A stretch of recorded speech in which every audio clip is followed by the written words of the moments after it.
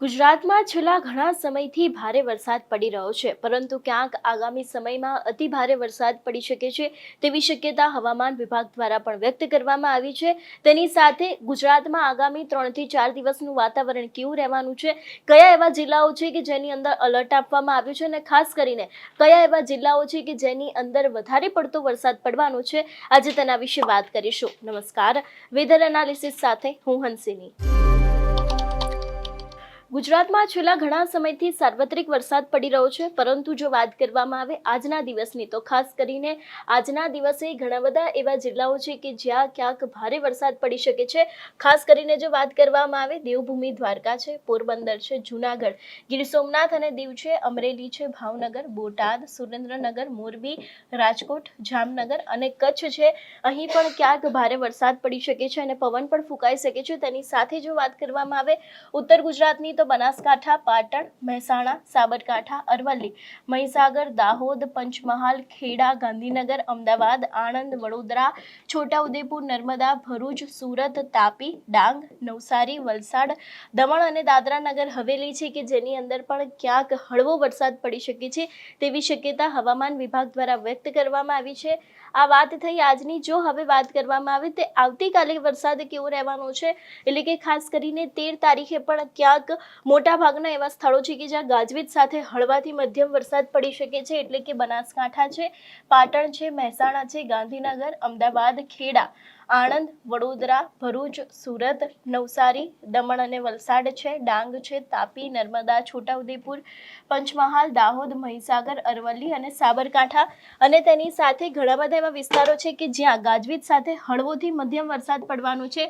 તો એની અંદર કચ્છ છે, મોરબી, સુરેન્દ્રનગર, બોટાદ, ભાવનગર, રાજકોટ, જામનગર, દેવભૂમિ દ્વારકા, પોરબંદર, જૂનાગઢ, ગીર સોમનાથ અને દીવ અને અમરેલી છે। આ દરેક જગ્યાએ ક્યાંક હળવો વરસાદ પડી શકે છે તેવી શક્યતા આવતીકાલ માટે વ્યક્ત કરવામાં આવી છે, એટલે કે 13 તારીખની વાત અહીં કરવામાં આવી છે। ખાસ કરીને જો વાત કરવામાં આવે 14 તારીખે વાતાવરણ કેવું રહેવાનું છે, તો ક્યાંક હવે ગુજરાતની અંદર વરસાદ છે તે ધીરે ધીરે વધી રહ્યો છે અને ક્યાંક આ વરસાદને કારણે ઘણા બધા એવા ખેડૂતો છે કે જે લોકોને પણ નુકસાન પહોંચી રહ્યું છે।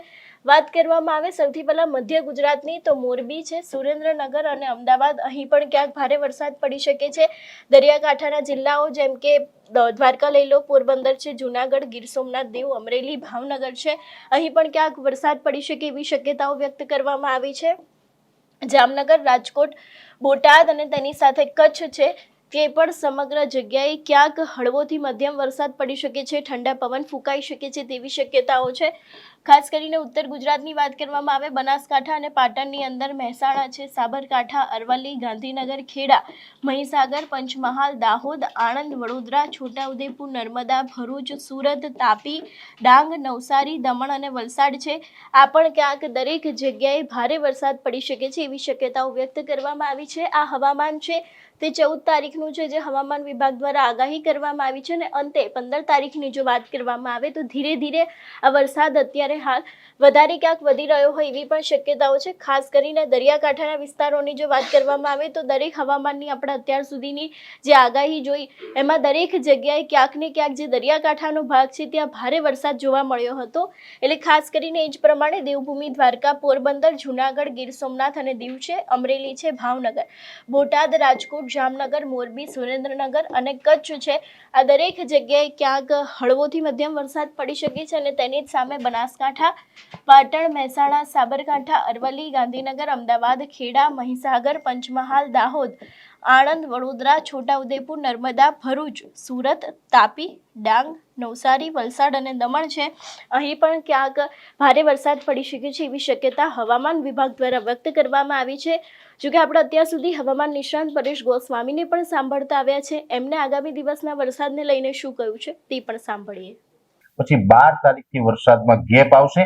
જો કે આપણે ગઈકાલે 9 તારીખથી લઈને આજે 10 તારીખ, આવતીકાલે 11 તારીખ, એમાં જે વરસાદો અત્યારે જે નોંધાઈ રહ્યા છે એકદમ છૂટાછવાયા હળવા ભારે ઝાપટાઓ નોંધાઈ રહ્યા છે, જે સતત વધુ વરસાદ પડતો હતો એમાંથી મુક્તિ મળી છે અને હવે આવનારા દિવસની અંદર 12 થી લઈને 19 તારીખ દરમિયાન રાજ્યની અંદર એક વરાપનો માહોલ હશે. એટલું ચોક્કસથી કહી શકાય કે ચોમાસું છે એટલે છૂટાછવાય કોઈ જગ્યાએ સામાન્ય ઝાપટું પડે એ અપવાદરૂપ રહેશે. બાકી 19 તારીખ સુધી આપણે એક વરસાદમાં વિરામ જોવા મળશે અને ખાસ કરીને એક વરાપનો માહોલ, જે વરાપની આપણે જરૂર હતી એ વરાપ ચોક્કસથી જોવા મળી શકે છે.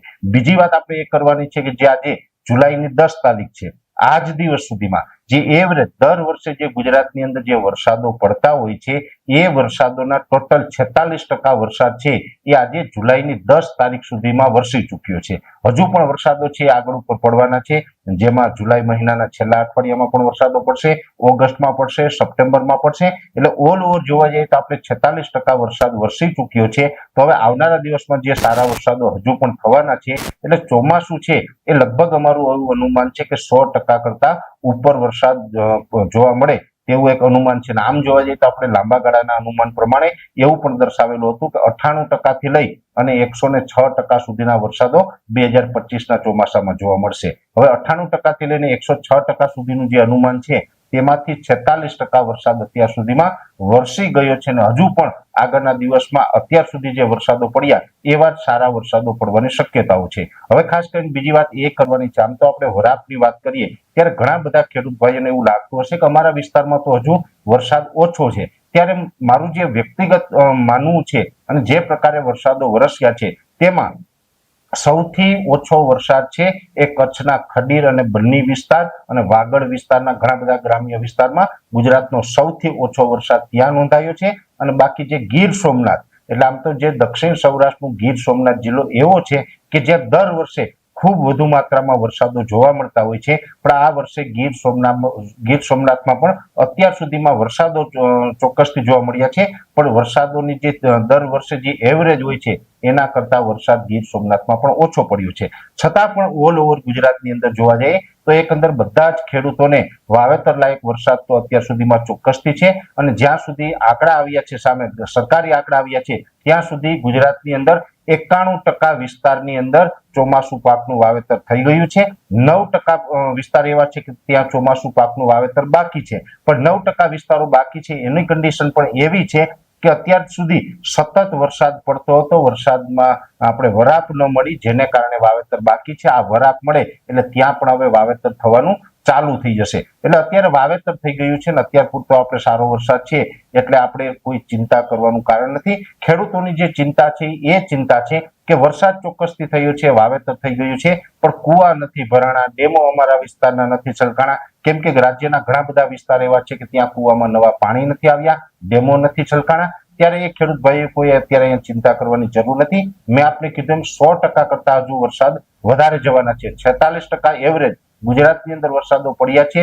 જેટલા વરસાદો અત્યાર સુધી પડ્યા એના કરતા અનેક ગણા વધારે વરસાદો છે એ આવનારા દિવસમાં થવાના છે. એટલે આપણે ચોમાસું પૂર્ણ થાય ત્યાં સુધીમાં પાણીની પણ વ્યવસ્થા થઈ જશે. એટલે કોઈ મિત્રોએ આનાથી કંઈ ગભરાવાનું કે ડરવાનું નથી. હજુ આપણે જુલાઈના છેલ્લા અઠવાડિયામાં પણ વરસાદ થશે, ઓગસ્ટમાં પણ વરસાદ જોવા મળશે અને સપ્ટેમ્બરમાં પણ સારા વરસાદો જોવા મળે તેવી શક્યતાઓ છે. એટલે કુવા બોર છે આપણા ભરાઈ જશે. એટલે આપણે આવનારા સમયની અંદર ઉનાળુ પાક હોય, શિયાળુ પાક હોય, તમામ પાકો છે એ કરી શકીએ એવી પાણીની વ્યવસ્થાઓ થઈ જશે. એટલે એટલા વરસાદો હજી ચોક્કસથી થવાના છે. એટલે અત્યારથી કોઈ ગભરાવાનું નથી. અત્યારે જે વાવેતર થઈ ગયું છે એના માટે આ વરસાદ પૂરતો છે. અને જે વિસ્તારોમાં પાણીની ઘટ હશે આવનારા સમયમાં તમામ વિસ્તારોમાં પાણીની ઘટ પૂર્ણ થઈ જશે. પણ સાથે સાથે અંતમાં મારે દરેક ખેડૂત ભાઈઓને એક અપીલ એ પણ કરવાની છે. આમ તો આપણે દર વર્ષે આ વાત કરતા આવીએ છીએ કે જ્યારે ચોમાસું ચાલુ હોય આપણા ખેતરની અંદર કુવા કે બોર હોય એને રિચાર્જ કરવા ખૂબ જરૂરી છે.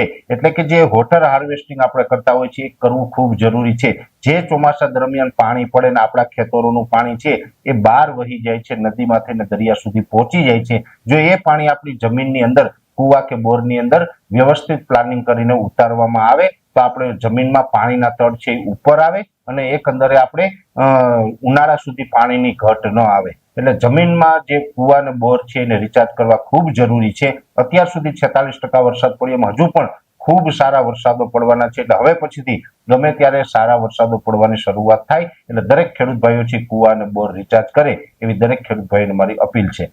જે પ્રમાણે અત્યારે હાલ ગુજરાતની અંદર અને ખાસ કરીને હવામાન વિભાગની આગાહી અંદર હવે ધીરે ધીરે વરસાદ છે તે વધી રહ્યો છે અને ખાસ કરીને અત્યાર સુધી ગુજરાતની અંદર ઘણો બધો વરસાદ પડી ગયો છે, ઘણા બધા ખેડૂતોને પણ મોટું નુકસાન પહોંચ્યું છે, પરંતુ ક્યાંક આ વરસાદ હવે દિવસે ને દિવસે વધી શકે છે એવી શક્યતાઓ પણ ક્યાંક વ્યક્ત કરવામાં આવી છે. તમારું શું માનવું છે આ વિષયને લઈને અમને કમેન્ટ કરીને ચોક્કસથી જણાવજો. તેની સાથે અમારી ચેનલ નિર્ભય ન્યૂઝને લાઇક, શેર અને સબસ્ક્રાઇબ કરવાનું ભૂલશો નહીં. નમસ્કાર.